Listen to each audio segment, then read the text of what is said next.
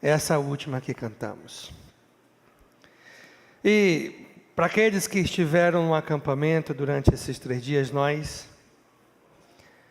conversamos a respeito das 7 igrejas de Apocalipse.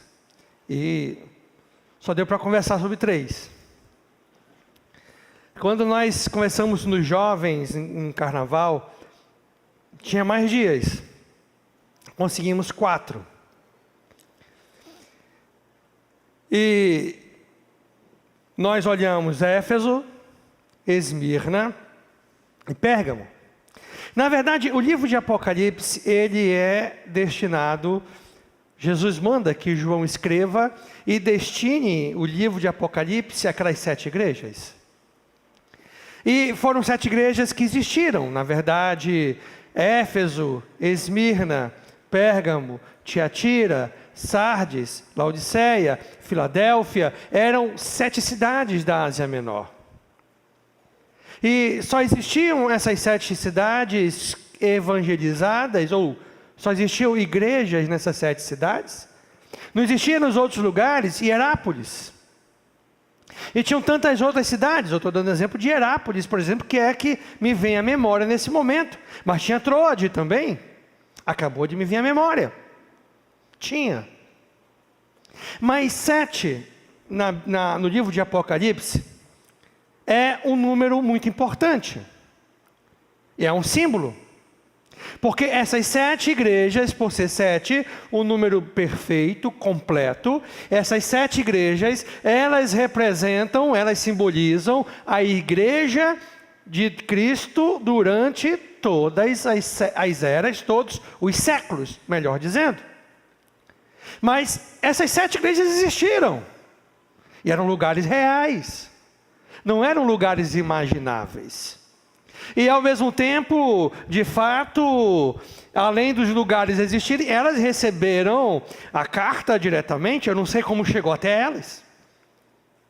Eu não sei quem levou até elas, mas elas receberam a carta, o livro de Apocalipse, e receberam um recadinho, uma mensagem direta para cada uma daquelas igrejas. Hoje, eu quero olhar com você, e eu sei que nos jovens nós olhamos Tiatira, foi até Tiatira que nós vimos nos jovens. Hoje nós vamos olhar sobre a igreja de Tiatira, mas eu vou fazer algumas aplicações novas que os jovens não tiveram no acampamento deles.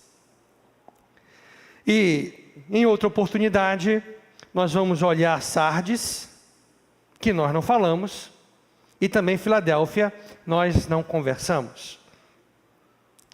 E para isso eu quero que você abra comigo a sua Bíblia, no livro de Apocalipse, capítulo 2. Nós vamos observar, a partir do verso 18. Apocalipse, capítulo 2, a partir do verso 18. Eu vou olhar com você aqui na revista atualizada e diz assim: ao anjo da igreja em Tiatira escreve: estas coisas, diz o Filho de Deus, que tem os olhos como chama de fogo, e os pés semelhantes ao bronze polido. Conheço as tuas obras, o teu amor, a tua fé, o teu serviço, a tua perseverança, e as tuas últimas obras, mais numerosas do que as primeiras. Tenho, porém, contra ti, o tolerares que essa mulher, Jezabel, que a si mesmo se declara profetiza, não somente ensine, mas ainda seduz os meus servos a praticarem prostituição e a comerem coisas sacrificadas aos ídolos. Dê-lhe tempo para que se arrependesse. Ela, todavia, não quer arrepender-se da sua prostituição. Eis que a prostro de cama, bem como em grande tribulação os que com ela adulteram. Caso não se arrependam das obras que ela incita, matarei os seus filhos. E todas as igrejas conhecerão que eu sou aquele que sonda mentes e corações. e vos darei a cada um segundo as vossas obras.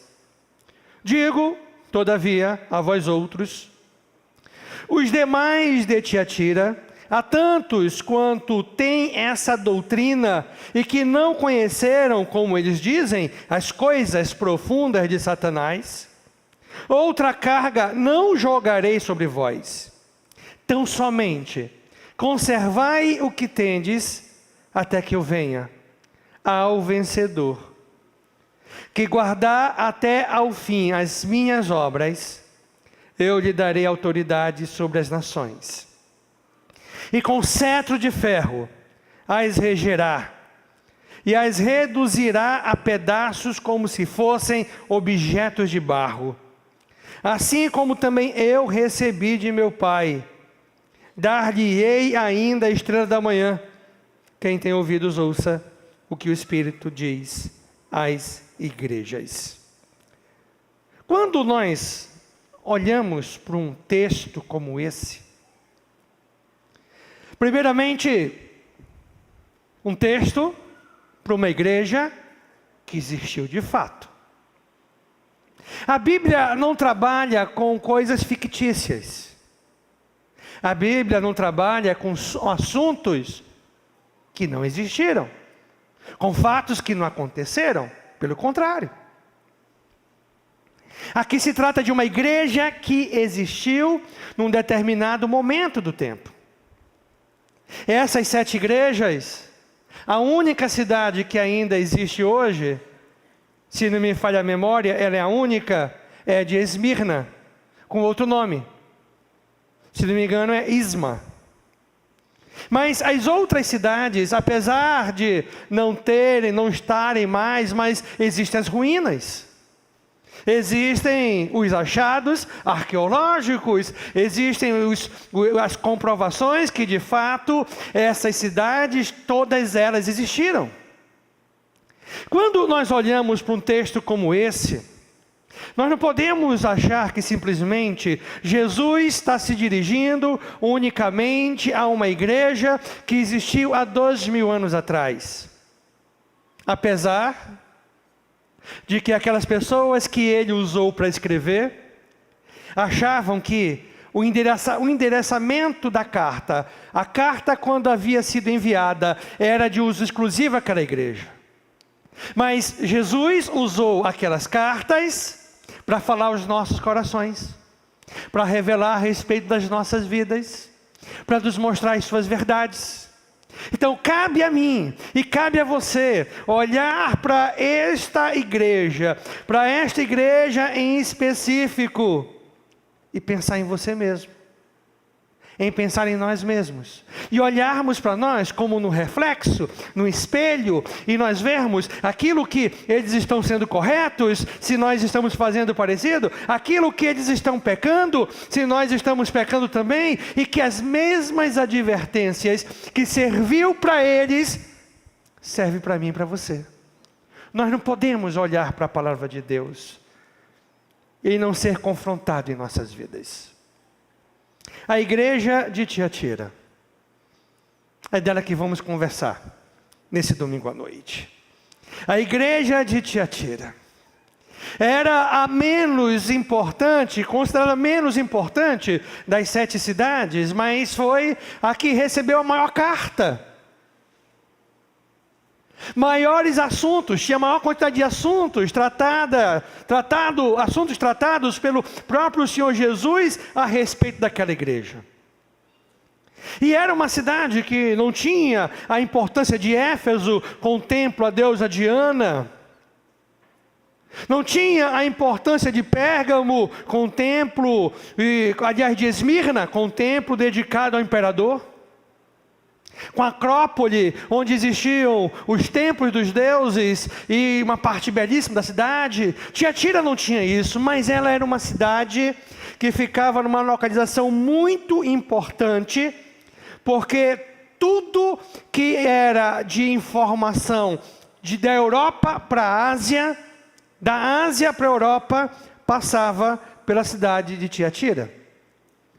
Inclusive, era o caminho onde viajava o correio imperial. Qualquer mensagem que ia para a região da Ásia, que saía da Europa, onde Roma está localizado até hoje, o centro do Império Romano naquele tempo, passava por Tiatira obrigatoriamente. E em Tiatira, apesar de não ter nenhum grande templo, como nós olhamos em Pérgamo, um templo dedicado a Zeus, como olhamos em Éfeso, como eu falei anteriormente, um templo dedicado a Diana. Era uma cidade que tinha uma questão comercial muito forte.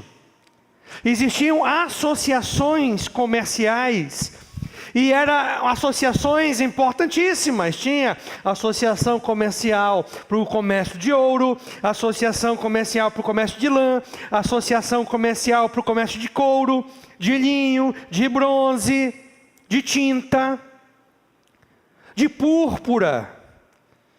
Inclusive há quem diga que Lídia, da cidade de Filipe, representava um centro comercial de púrpura. Quando o apóstolo Paulo chegou na cidade de Filipe, lá ela vendia ali em Filipe. Isso está registrado no livro de Atos, capítulo 16, verso 14, a respeito de Lídia. Agora, o problema é o seguinte: aquela igreja havia crescido. E o problema é que, se aqueles cristãos que haviam se convertido, que estavam tendo suas vidas transformadas por Jesus, porque o que prova a genuidade de uma conversão é transformação de vida.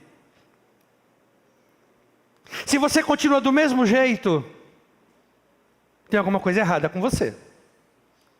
Porque quando nós estamos em Cristo, nós não conseguimos permanecer os mesmos. Nossas vidas são transformadas por Jesus. E o grande problema é que esses centros comerciais, essas associações comerciais, que tinham associações para tudo que você imagina, eles tinham suas reuniões, e nas suas reuniões tinham adoração a um ídolo, a um Deus. Tinha um banquete oferecido àquele ídolo, e isso era muito comum, e por isso que nós olhamos, para se abster das comidas sacrificadas aos ídolos. E além da comida sacrificada ao ídolo, existia, depois dessas reuniões de adoração a esses ídolos, com essas comidas sacrificadas a eles, existiam, na verdade, ali, orgia. Na adoração antiga, era comum a adoração ser acompanhada de prostituição. Não era à toa que na cidade de Éfeso existiam 1000 sacerdotisas da deusa Diana, que em um determinado tempo do ano desciam da região alta onde ficava o templo, iam à cidade para seduzir os homens, para que eles fossem até lá cultuar a deusa Diana, um sexo fazendo parte desse culto. Então as reuniões, as associações, elas tinham essa característica. E o grande problema era o seguinte: se você tivesse em Tiatira, e você tivesse um comércio em Tiatira, e você não fizesse parte dessas associações, você estava fadado ao fracasso financeiro. Você estava fadado à dificuldade nos seus negócios, e isso é o que estava diante daquela igreja: ou manter a consciência em Cristo, ou perder dinheiro. Ou ser fiel, ou ser santo, fiel a Jesus Cristo, ou ser esperto e ganhar dinheiro.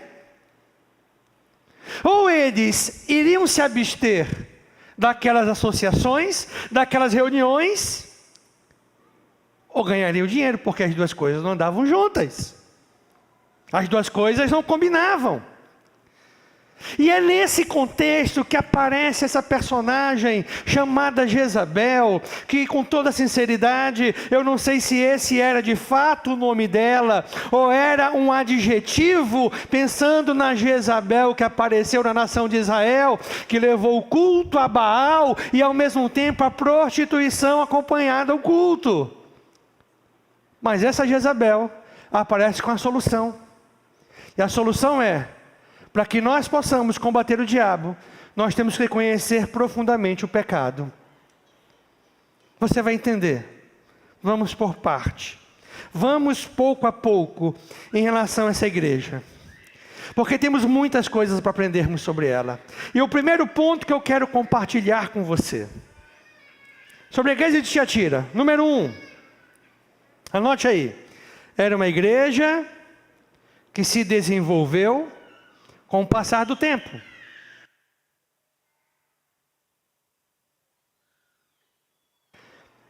Era uma igreja que se desenvolveu com o passar do tempo. Porque quando a gente olha o que Jesus fala a respeito dela, Jesus fala: conheça as tuas obras, o teu amor, a tua fé, a tua perseverança, e as tuas últimas obras mais numerosas que as primeiras.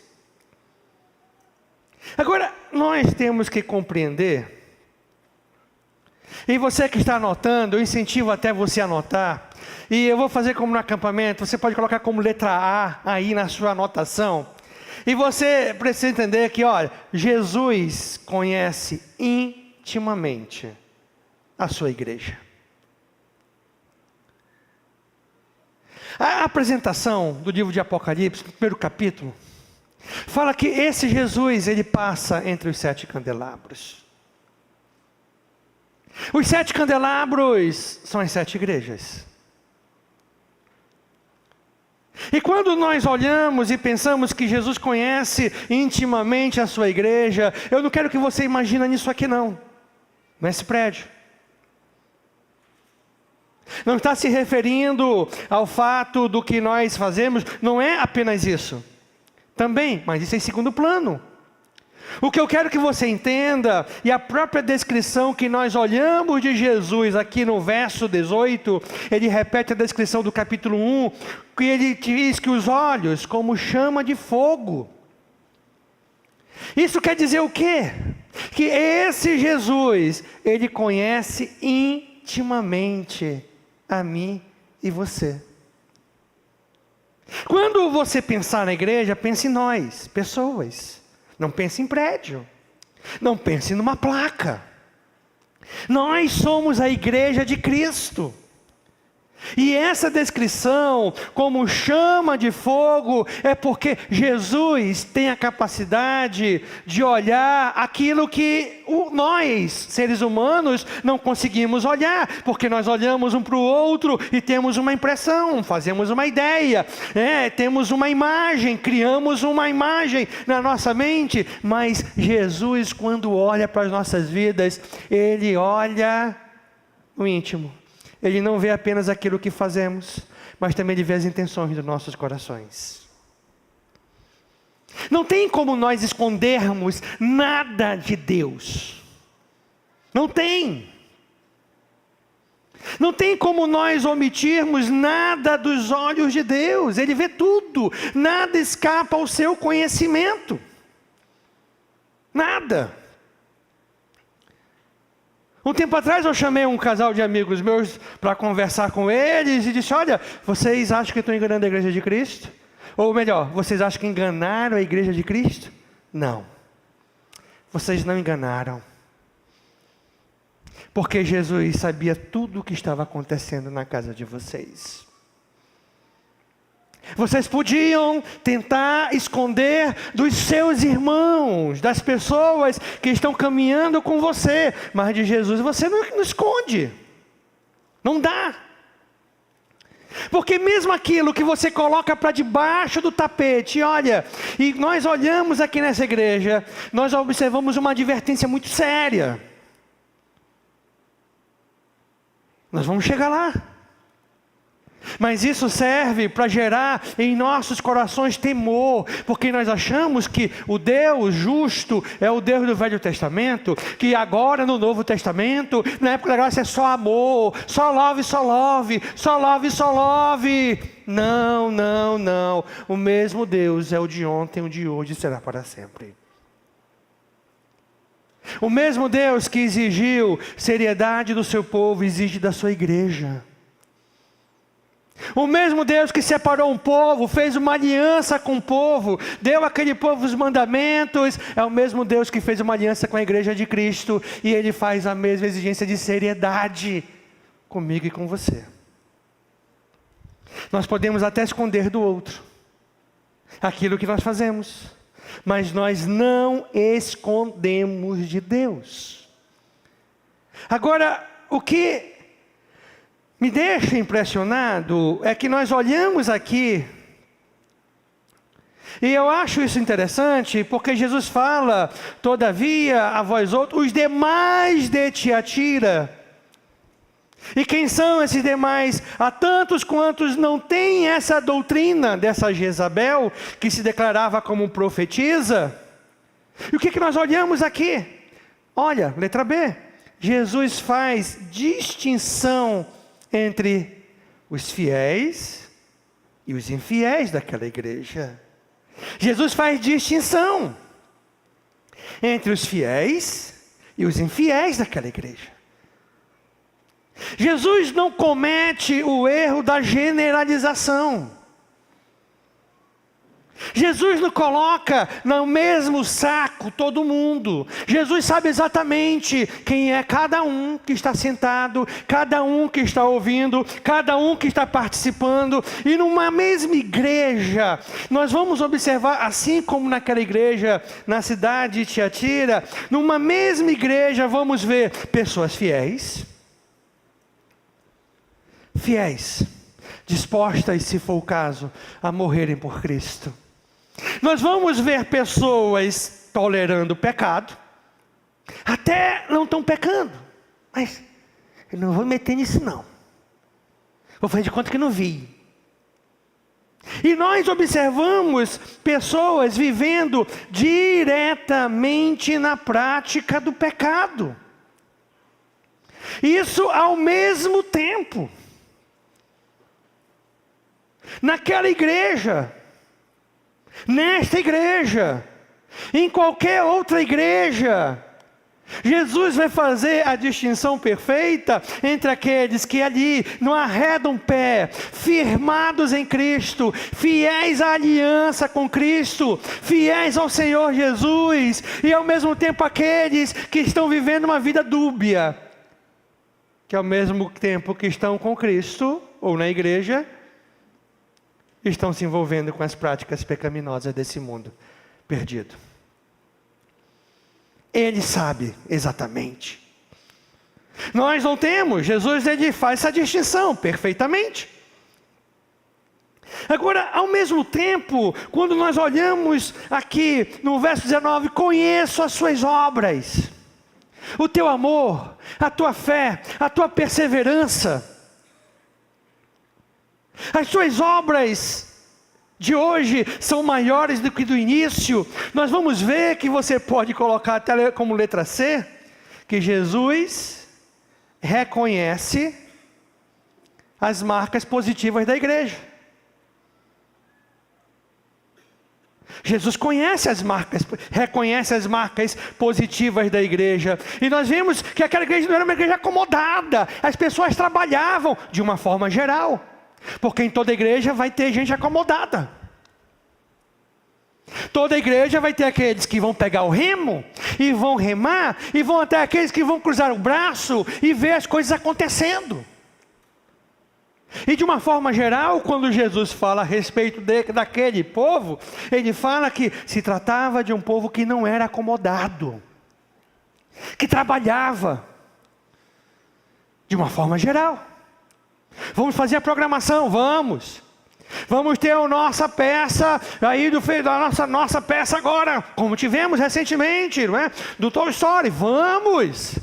Eu vou para o estacionamento, eu vou para a limpeza, eu estou no contra-regra, eu estou encenando, eu estou aqui, eu estou no lanche, eu estou no som, eu estou no áudio, eu estou lá na mídia, eu estou trabalhando. Isso aí é uma igreja que queria, que procurava oportunidades de uma forma geral.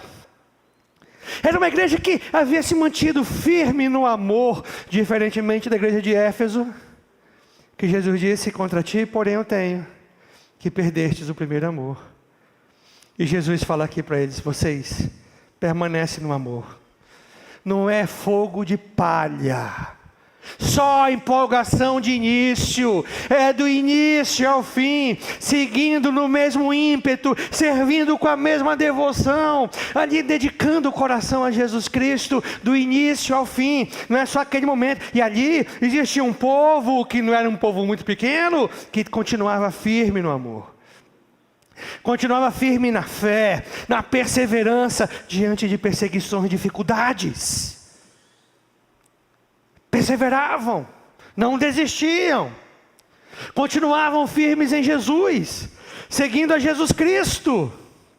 Agora, tem um ponto que me chamou a atenção aqui,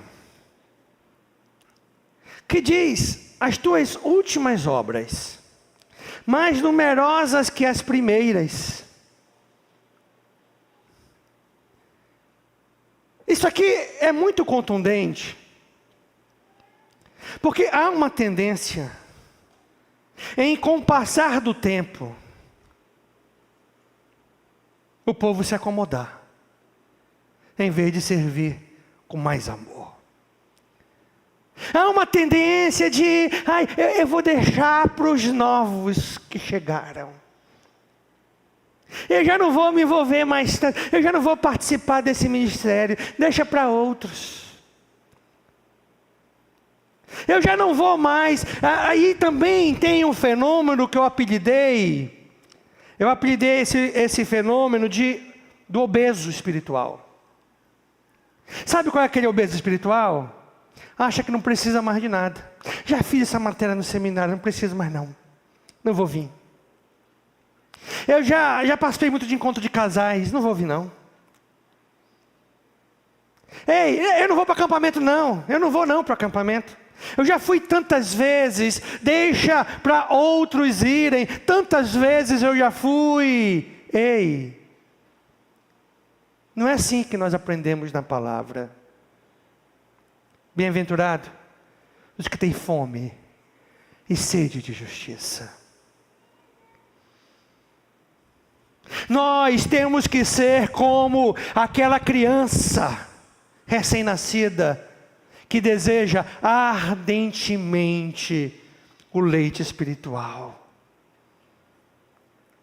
Nós nunca podemos imaginar ou pensar que nós estamos saciados. Eu ainda sou novo, tenho muita coisa na frente, muita coisa pela frente, mas comecei a caminhada no pastorado também muito novo, e cada vez que passa, eu aprendo mais do que nunca a seguinte lição: eu não sei nada, eu tenho muita coisa para aprender, tem muita coisa para aprender, eu não sei nada. Porque nós não podemos achar que estamos fartos, estamos bem. Não pode ter esse pensamento em nossos corações. Não pode ter isso. E eu fico olhando no começo da caminhada, ali, participando, lutando, servindo. Eu estou aqui, pode contar comigo. Aí quando passa o tempo, sabe o que as pessoas que trabalham no estacionamento dizem para mim? Pastor, sabe quais pessoas que botam mais dificuldade para cooperar com a gente? Do estacionamento e da organização do culto. As pessoas mais velhas da igreja. Porque os mais novos cooperam. Os mais velhos: vou colocar meu carro aqui, no inferno. Acho que tem que botar um buraco, uma bomba de dinamite para fazer um buraco, para botar o cavalo logo para o inferno. Eu vou sentar só se for aqui. A gente vai preparar um túmulo e colocar o seu nome com a sua foto, ainda assim uma cadeira em cima para você sentar. Hoje, eu não vou dizer que nós perdemos, foi para a glória a irmã mais antiga, ou melhor, mais idosa dessa igreja, a irmã Nelly. Acabei de receber a mensagem que ela se encontrou com Jesus. A irmã Nelly,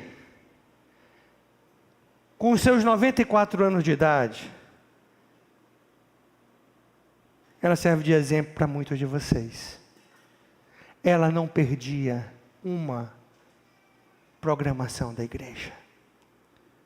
Todo sábado, quando eu chegava aqui, porque eu vinha pregar nos jovens, o único sábado que eu não vi a irmã Nelly aqui foi ontem, porque estava internada no hospital. E eu entrava na secretaria, lá estava ela naquela sala à frente, com um grupo de mulheres, seu grupo de amizade, ali, alegre, e não chegava mais bem. Aí quando eu chegava pela minha voz, ela reconhecia que era eu. Como é que o senhor está, irmã Nelly? Ah, pastor, agora eu estou melhor. Essa era a frase dela. O único acampamento que eu vi a dona Nelly não ir dessa igreja, eu estou aqui há 17 anos, foi o último, porque estava internada no hospital. E eu fico olhando, não é? Eu fico vendo tanta vitalidade, tanta saúde, em vez de ter disposição. Eu vou não. Eu vou orar a Deus para Deus colocar a doença na sua perna. Colocar tudo que é it. Artrose, artrite, rematite, seborréia, o que for. Até na cabeça vai.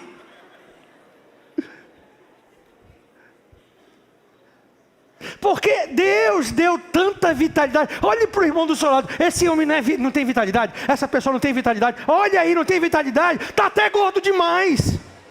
Está comendo muito.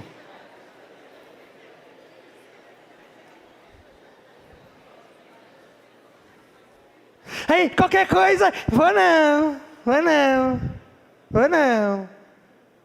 Meu irmão, presta atenção.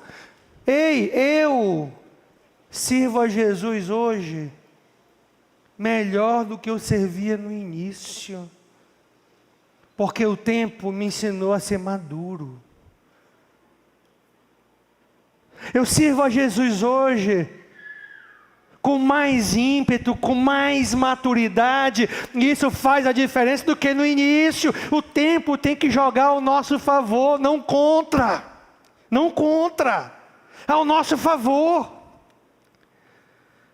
O que tem de crente, muitas vezes decepcionado com pessoas, ou cansado de tanta coisa. Ei, peraí, se Jesus tivesse se cansado por você, não tinha morrido no seu lugar naquela cruz. Por tão pouca coisa a gente já fica achando que tem o direito de não fazer, de não ir. Hoje de manhã, eu falei no culto, o que eu costumo falar na reunião de líderes, que eu vou repetir aqui nesse culto agora, para que você possa cobrar um ao outro. Se em 2024, por motivos fúteis, banais, você não vai para um acampamento, como que nós tivemos agora, não seja líder na igreja. Aí talvez você diga assim, pastor, talvez essa exigência, ou é o pastor errado que está aqui, ou é o povo que precisa acordar, porque as nossas obras precisam ser melhores do que no início. A fome por Deus tem que ser inesgotável, insaciável. E eu sou crítico. Sabe qual é uma tristeza que às vezes pesa no meu coração? Num domingo que eu chego aqui, você saiu do seu lar para ouvir a mensagem e não foi boa. Mas se eu dei o meu melhor, se eu fiz o que eu devia, eu digo, Senhor, fiz minha parte. Agora, se eu não fiz o meu melhor, ai meu Deus do céu, aqui não me perturba. Eu tenho um compromisso. Se fosse um programa diferente, um acampamento, se fosse coisa ruim, aí talvez algum dia, pastor, o senhor tem um chalé para ficar lá. De 6 anos para cá, porque antes disso não tinha chalé. Eu comprei uma barraca que até hoje não sei onde está, com quem está. Espero que esteja usando muito bem, alguma invasão por aí. Mas eu comprei uma barraca que eu ficava em pé para poder, eu e minha esposa, trocar de roupa em pé. Senão na barraca é deitado. E antes disso, quando eu morava em Curitiba, eu ia para o acampamento lá, não tinha um espaço para o pastor. E os lugares que tinha que pagar mais, eu não achava justo. E aí eu lembro quando eu estava lá em Curitiba, e era na região metropolitana que a gente acampava, em Pinhais. E aí eu lembro que o lugar era ótimo, e de manhã cedo eu ia para o lago, dentro de um pedalinho, para eu conseguir me concentrar na mensagem que eu ia dar depois. Antes de nós termos nesse lugar novo que tem um chalé para mim, eu ficava às vezes, acordava às 5 da manhã, 5h30, ia lá para o auditório para conseguir olhar, orar, pensar. E agora que eu tenho um local para isso, eu consigo fazer melhor. Porque a qualquer momento eu estou ali sentado, no chalé consigo fazer. Mas ei, se eu quisesse conforto, sabe o que eu fazia? Como um monte de pastores que faz por aí. Ia para casa e voltava no outro dia de manhã. Ia dormir, eu voltava até mais disposto. Porque nada é melhor do que a sua cama. Já está o teu corpo ali formatado. Só para encaixar. Nada melhor. Aí uma cama que não está formatada ainda, eu durmo que nem um relógio. Aí eu durmo aqui, aí depois para esse lado, aí depois vira para o outro, aí fica virando. Aí eu conto quantas horas eu já dei. Acho que já passou 4 horas. Porque é o seguinte, eu fico lá porque eu quero ser um exemplo. Porque aquilo que eu digo que é importante, eu demonstro que é importante. Se não tivesse o chalé, continuava do mesmo jeito.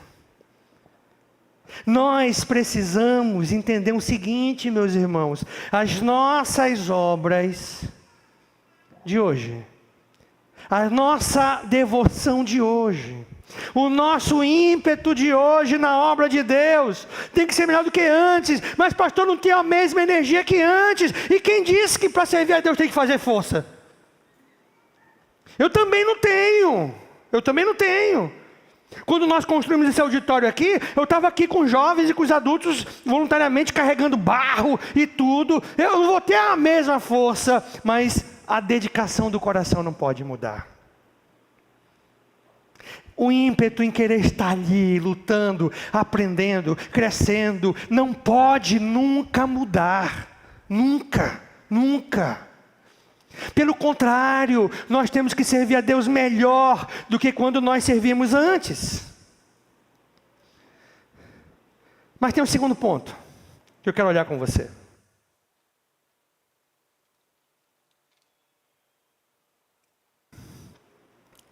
Era uma igreja tolerante ao pecado.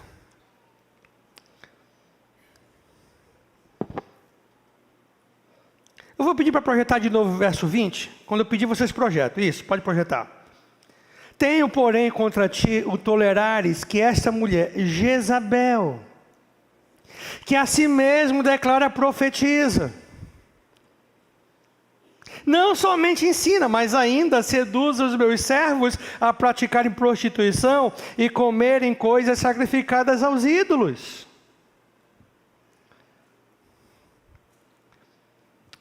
Coloque aí como letra A. Antes de Jesus reprovar a falsa profetisa, ele reprova a igreja.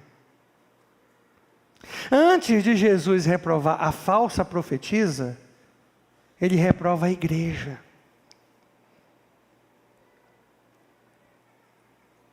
E o que Jesus está fazendo aqui é exatamente isso. Porque a igreja deu o microfone, ela ensinava. A igreja deu o púlpito, ela ensinava.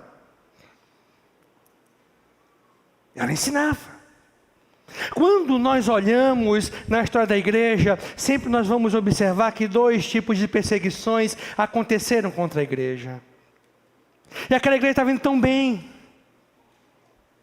Deus estava abençoando. Quando o diabo sabe que as perseguições de fora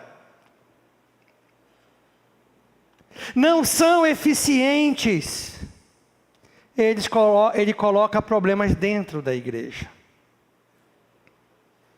Dentro da igreja. Como um câncer. Um câncer.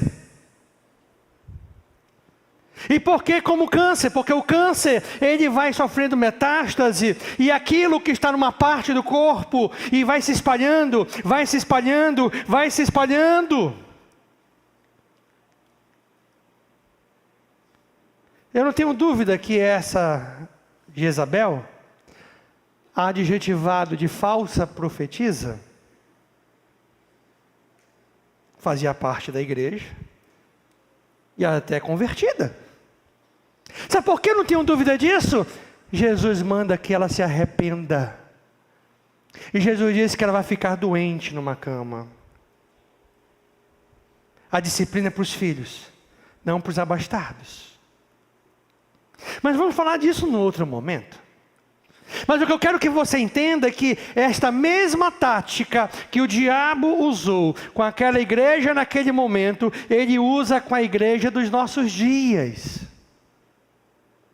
Problema dentro, interno, para contaminar.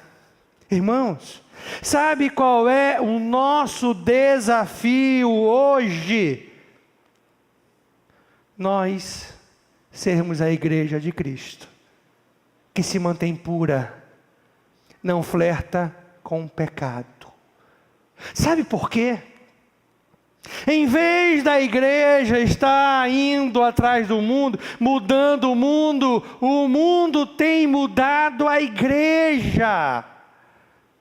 Eu não estou falando de método, não, comportamento. Comportamento. Já tem igreja inclusiva. E usam palavras bonitas. Igreja inclusiva. Quer dizer que a igreja que não tem aquela prática é exclusiva?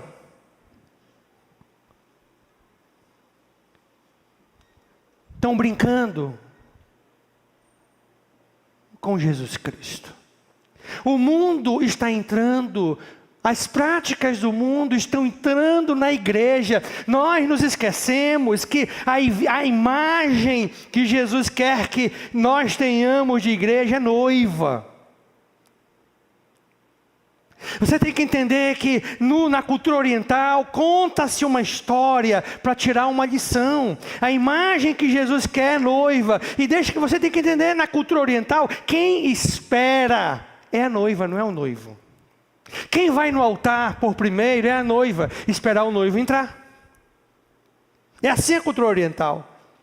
A igreja, a Bíblia diz que é a noiva de Cristo. Ei, é estarmos esperando a revelação do Senhor Jesus Cristo, estarmos aguardando. Imagine a cena, se você estivesse ali num casamento, a noiva esperando, e o noivo demorava, aí daqui a pouco a noiva, eu vou ali no banheiro, e ele começa a olhar para outro, flertar com outro. É assim que a igreja está fazendo quando imita esse mundo perdido, porque esse mundo, o que tem colocado dentro da igreja, é exatamente prazer, dinheiro, poder. As três molas propulsoras que acabaram com essa sociedade. Prazer pecaminoso, sexo fora do projeto de Deus, dinheiro. As pessoas fazem de tudo pelo dinheiro, tudo para ter poder. E nós nos esquecemos que o nosso compromisso, a nossa aliança aqui, olha, é com Jesus. O símbolo da relação é uma aliança. Nós temos uma aliança com Jesus. E Ele pede fidelidade. Ele pede seriedade. Ele pede devoção exclusiva. Não é uma parte, não é um pouquinho. É devoção exclusiva. É comprometimento. Não é para nós flertarmos com pecado. Ei, gente. Sejamos diferentes. Sejamos coerentes com a fé que professamos ter ou que dizemos ter. Os mesmos valores morais que foi exigido daquela igreja e de tantas outras igrejas no início, é exigido de mim e de você hoje. De mim e de você hoje. Não é porque nós vivemos num tempo moderno, pastor, e às vezes nós criamos até jargões, criamos até frases prontas. Eu prefiro ver o meu filho dentro da minha casa, debaixo dos meus olhos, do que em algum lugar que eu não sei onde está. Isso para justificar o fato do filho ou a filha trazer o namorado para dentro de casa, para dentro do quarto, para dormir. Pelo amor de Deus. Quanta incoerência, quanta incoerência, quanta falta de coerência. Não seja cúmplice do erro do seu filho, não seja participante dos pecados do seu filho. Jezabel chegou com uma doutrina nova, de que para que nós possamos lutar contra o diabo, então nós temos que conhecer profundamente as práticas do diabo. Então vamos lá participar das festas nas associações, não precisamos perder dinheiro não. Vamos lá, a gente participa das festas daquela associação e nós vamos comer as comidas sacrificadas aos ídolos e participa lá daquelas orgias. Segredo, ninguém conta para ninguém. Ei, você acha que isso é diferente? Quando você está preocupado muito mais em chamar a atenção do que ser a mulher de Deus, em vez de você olhar e ver se era aquilo que Jesus queria que você usasse, você olha para ver o que vai chamar mais a atenção das pessoas. Não é diferente. Nós estamos flertando. A igreja de Cristo está praticando ecumenismo com o mundo. Com o mundo. Você tem que entender, eu já falei aqui, que não precisa ter uma imagem. Não precisa ter uma imagem. Basta ter a prioridade do seu coração. E quando você coloca os ensinos de Deus de lado, a palavra de Deus de lado, para satisfazer um desejo seu, que vai de contra a palavra, é um ídolo que você levantou na sua vida. Pode ser droga, pode ser prazeres pecaminosos, pode ser o sexo fora do propósito de Deus, pode ser o dinheiro a qualquer custo. Se não está em conformidade com as Escrituras, é um ídolo que você levantou no seu coração. E é isso que nós temos que entender. Nós temos que olhar para essa igreja e nós temos que olhar para as nossas vidas. Não é olhar para essa igreja e entender algo que aconteceu há quase 2000 anos atrás. É olhar para essa igreja e ver se não tem algo parecido com você. Mas tem uma letra B para nós terminarmos desse segundo ponto. Jesus demonstra seu zelo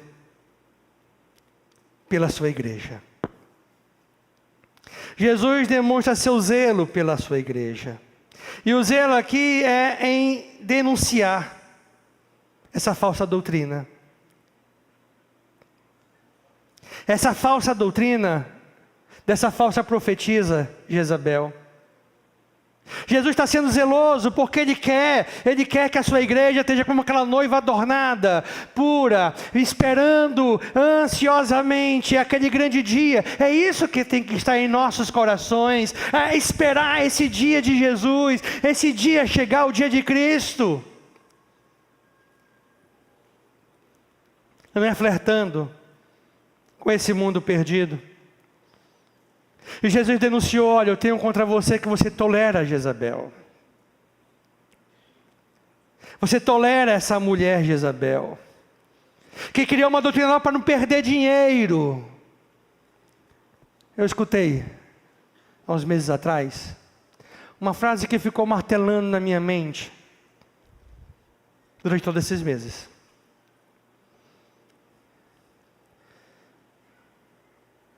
Uma pessoa, um grande empresário, disse para mim assim: Anderson, eu nunca consegui ganhar dinheiro na iniciativa privada. Nunca.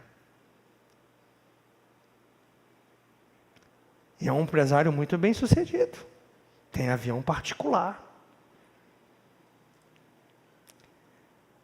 Tudo que eu fiz, que eu construí, foi com o governo.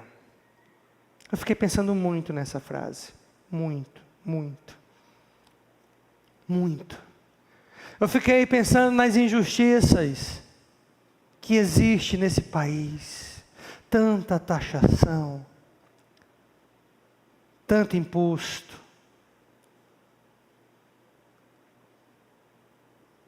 Mas eu cheguei a uma conclusão: se for para ganhar dando propina, e isso que acontece na maior parte dos casos, novamente, na maior parte dos casos, eu não quero. Porque nós precisamos entender que nós estamos em busca de uma pátria celestial.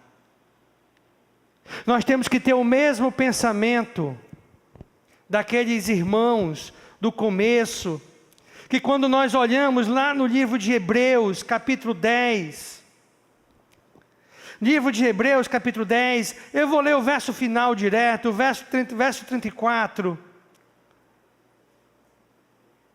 que diz assim: porque não somente vos compadeceste dos encarcerados, como também aceitastes com alegria o espólio dos vossos bens. Deixa eu explicar para você. Eles aceitaram com alegria terem sido tomados os bens deles, por causa de Cristo. Sabe qual era o crime que eles haviam cometido? Seguir a Jesus Cristo. Não adorar outros deuses. Eles eram chamados de ateus pelo império, pelos gregos, porque adoravam unicamente a Jesus Cristo. E eles aceitaram perder os seus bens, seus espólios. E por que eles fizeram isso? Tendo ciência de que possuirdes vós mesmos patrimônio superior e durável, não aqui. Sabe qual é o problema? Nós queremos fazer de tudo por esses anos de vida que temos aqui.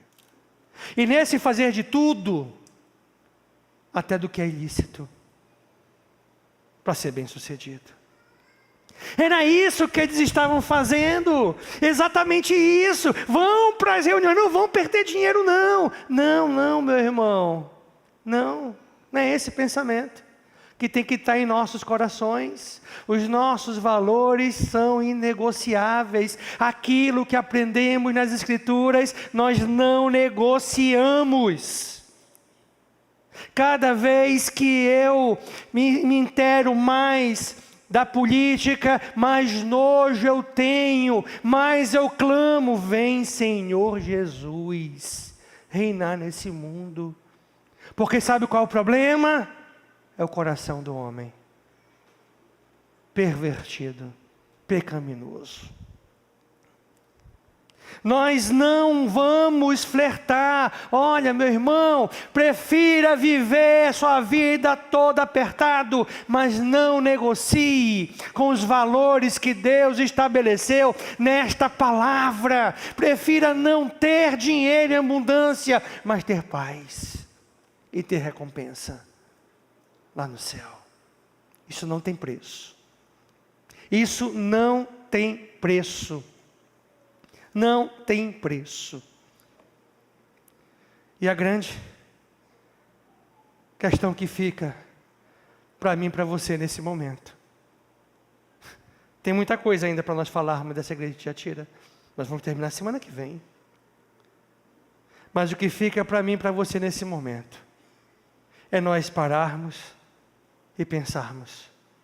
Nós temos nos assemelhados a essa igreja, nas virtudes ou nos defeitos? Baixe sua cabeça. De cabeças baixas, você vai responder isso para Deus. Se você estiver em outro lugar e não puder baixar sua cabeça, mas você pode tirar esse momento de reflexão. Você como cristão, como parte da igreja de Cristo, está se assemelhando às virtudes ou aos defeitos daquela igreja de Tiatira? Porque a mesma ordem que Jesus deu a ela, aquela igreja, Ele vai dar a mim e você. Arrependa-se. Pai, o Senhor conhece intimamente a tua igreja, o teu povo, aqueles que se dizem povo teu. O Senhor sabe mais do que ninguém o que se passa no íntimo dos nossos corações. O Senhor não julga, não avalia apenas a aparência, mas as intenções. Que nós, como igreja, podemos ser compromissados. Podemos levar a sério a aliança que temos contigo nessa caminhada conquistada por Jesus na cruz do Calvário, onde temos a chance de uma nova vida. Que o Senhor nos abençoe, que o Senhor nos ajude, que o Senhor nos guarde, que o Senhor levante homens e mulheres nesses últimos dias, fiéis, santos, dedicados, que não negociam com esse mundo perdido. Assim nós te pedimos. E aproveitamos e pedimos pelos familiares da nossa irmã Nelly, que o Senhor conforte, que o Senhor supra as necessidades, que o Senhor vá à frente, no nome de Cristo. Amém, amém. Dê uma olhadinha para o seu irmão do lado, diga assim, ó, não falta semana que vem, não foge. Que Deus abençoe a todos nós, uma ótima semana, você que acompanhou, uma semana maravilhosa para você também. E até semana que vem, se Deus quiser.